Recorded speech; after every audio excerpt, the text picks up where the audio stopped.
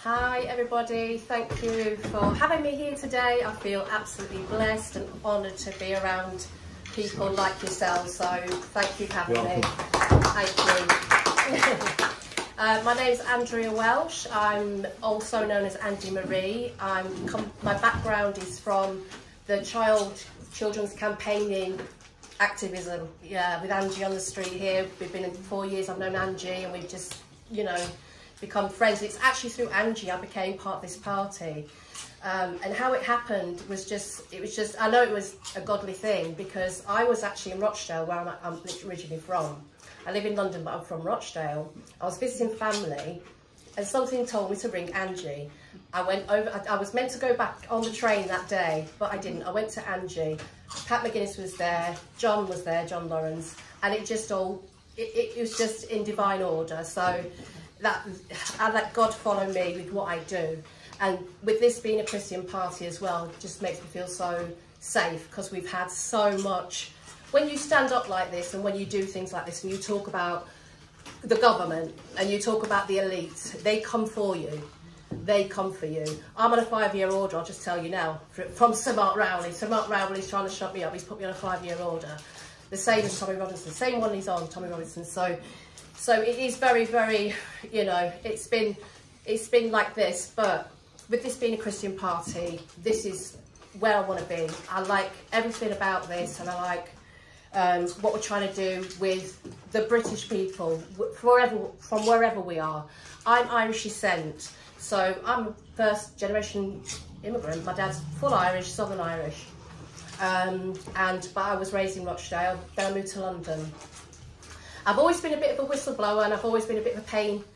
You know, yeah, I took a corporate company, I won't mention their name, but I took a corporate company that I worked for 10 years to an employment tribunal.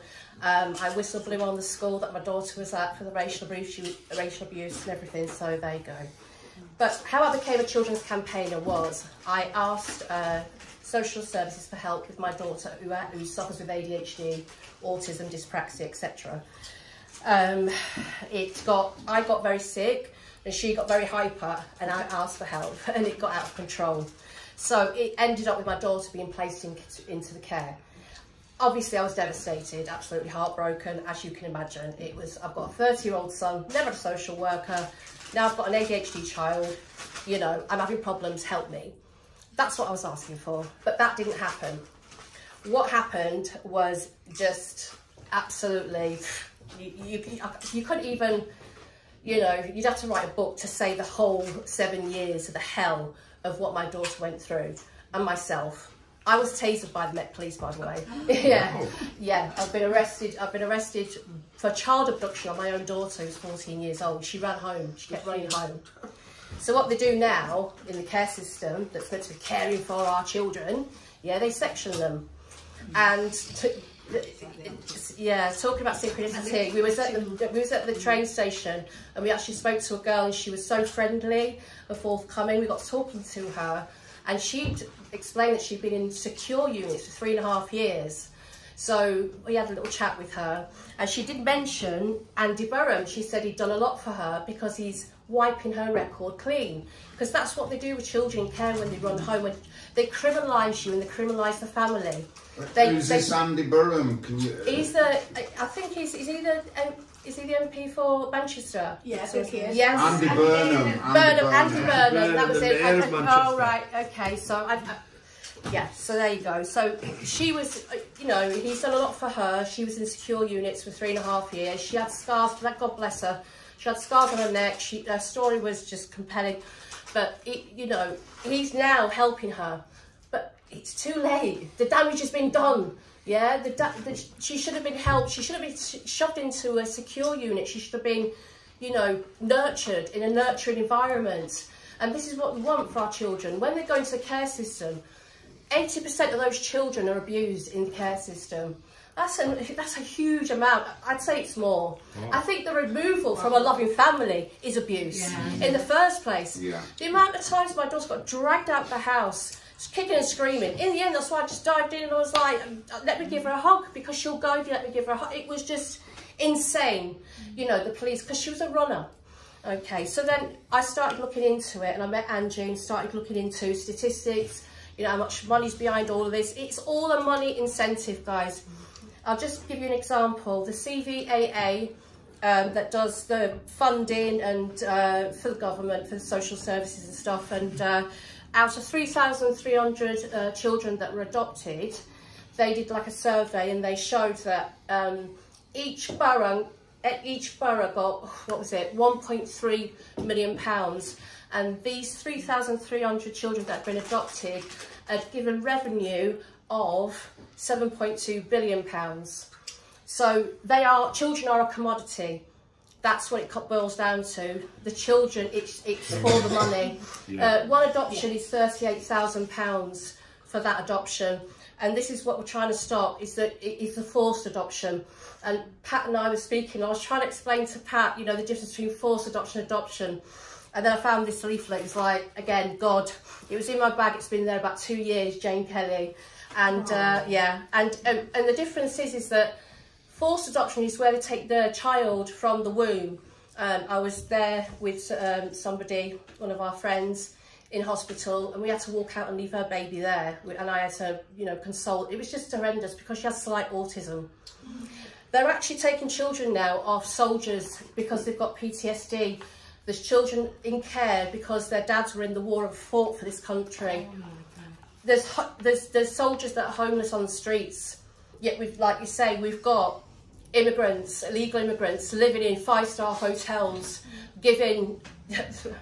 I don't know if anybody know about the military base, and there's I think there's 2,000 housed there, and it happens to be into a military base, and there happens to be all the armoury underneath, and there's a gym, and there's also a basketball place, so they can go and play basketball. You know, like, we've got homeless on the street that have fought in the war, yet we've got these people living, I mean, 3 meals a day, and they're being given 100 and such a day. Yes, John? I just want to say, I mean, one of our policies is to build, like, detention camps and things like that. When the time comes when illegals aren't... But what we was going to do is use them camps for local communities and that afterwards. And this is a perfect example. You could have an area where there's housing, where you could have a manager to look after the single mothers and people who have a bit of issues, and you could have a living manager in that, you know, block of flats or houses. These are the kind of things that we want to do with the party, rather than just like build prisons, stone prisons, build like an estate. It'd be a detention area at first, then when everyone's gone and it's cleared out, that will be used for communities. But, you know, we should put more into supporting young mothers and stuff like that. But you obviously know we do go on about family. And the breakup of a family unit is why so many kids are easily took into care. I go on about it all the time. Yeah, well, just to say, every 20 minutes in the UK a child is taken into care. Every 20 minutes. That quadrupled in the pandemic, so that would have been a child every 5 minutes. I worked it out, something like that. Yeah, because obviously everybody was at home. There was more domestic abuse. It's a, you know, the three toxic, we call them the three things that they will take a child forcefully is drugs, drug abuse. You could be clean for 10 years though. You can be clean, but they'll say, well, because you was on drugs, the future risk of harm is to the child, and that's what the training for the social workers is. It's all based on the future risk of harm. Hence where we've got soldiers having their children taken. Because you have PTSD, no, you haven't abused your child, but you could in the future. You know, you possibly could in the future. That was brought in by Tony Blair. Yeah. Tiny, but he just saying his name. He's saying his name just makes my blood go like this. But you know, Sir Tony Blair. I had a phone call with him, didn't I? I'll speak about it later. Yeah, I had a phone call with Tony Blair. He's in the future at the moment, so you know, because everything he based this thing on, the white paper, was that it gave social services the hand to take a child on the future prospect. No one can see into the future. So that means we're a Christian. We're a Christian party. That's witchcraft. Yeah, that is witchcraft, and it so happens that the Witchcraft Act, which it's then changed, but I look back at it And about a year before the white paper came in that Tony Blair brought in that for the future risk of harm ended, and then people can now do witchcraft. So looking to the future is witchcraft. So I've never voted, guys. I'll just tell you now, I've never voted in my life, because I've always kind of known from a young child, I used to always say to my friends, they're not the real government. They're up there. I just don't know. I just knew that our government just wasn't right. People do say, oh, you should vote, because why should I vote for two evil, you know, there's no one giving me any hope here. But I've got hope now standing here, and I do feel so proud to be here with you guys, like I said before. And just before I finish, we do want to abolish forced adoption. We want no more care orders made on children merely on the likelihood to suffer significant harm. Yeah. And we want, yeah, I don't want to say sorry, freedom for parents to be protest. So if a parent feels like this, they've been done wrong, still the freedom to protest in all areas. You know, my daughter's home now. I'm very lucky my daughter's home now, and she's 20, but she's scarred. She's got a scar down her face. She needs dining care. She lost all her hair through stress alopecia. My son, on the other hand, and they didn't house her. They're meant to house you. I've got all what they're meant to do, all on the gov.uk, their website. They make it look so gleaming, you know, City of London, like, oh, they get this, they get that. They don't. They don't. 30% of the homeless are from the care system. Yeah. Yeah, they are. And the prisons are full of care leavers. So they haven't cared for them. They're not caring for them. They're not caring for the children. 83% of children care are white, British. 10% are mixed. 7% are black, British or black, and 4% Asian. So my daughter's partly Asian. She's part black and Irish. And I had a conversation with her, and she said, like, she's very, you know, she just says it as it is. And I was saying, you know, don't you think it's weird? It's 83% of white families, you know, that children are being taken from. So I'm trying to educate her, you know, I'm trying to educate her in my little way. And she said, well, Asians are better, you know, she said Asians are better parents. Literally just said, and I just went, she went, the more, yeah, she has the right to say that because she's part Asian. I can't argue, like, you know, well, you've got this Irish mum, so, you know, but that's what indoctrines into her. She's been made to feel that I'm this white woman that's like had this, you know, mixed race child, and that she's been failed by the system, but she thinks it's me who's failed her. Yeah. No, I didn't fail her. I've never failed my children. I have a 30-year-old son who's an entrepreneur, who's doing exceptionally well. And mortgage rates have gone up, so that's doubled. That's another thing as well. You know, we need to, like, even, you know, yes, social housing, we're running out of social housing, but my son's worked from the age of 14. My son has worked so hard. He saved money for a mortgage, and then we've got the COVID, and then his mortgage doubled. He's got 3 children, and you know, he's in a position of, what, you know, where to go from now. He's living, he's working his backside off, yet his neighbours are like, you know, on benefits, living in the same property and getting everything paid, not going to work. So, you know, I've got like one child that's not, yeah, I've got one child that was not housed when she was meant to be housed, and you know, when she left care, she was meant to be housed. They haven't done that. They put her things in bin liners. I've got a video on my social media, and they shoved them and said, "Come and get your stuff out."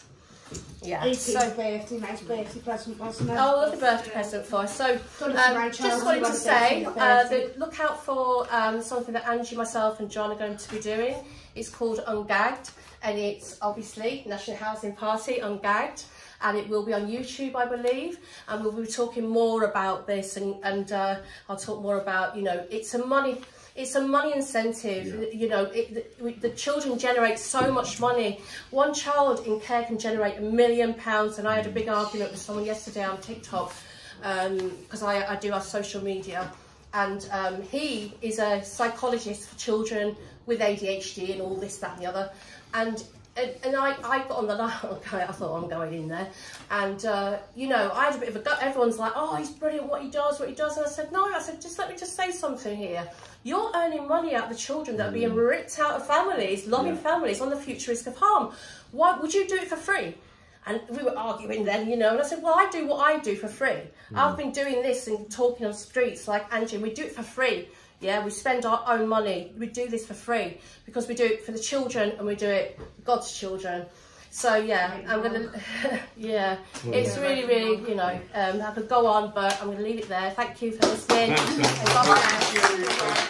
Brilliant, brilliant.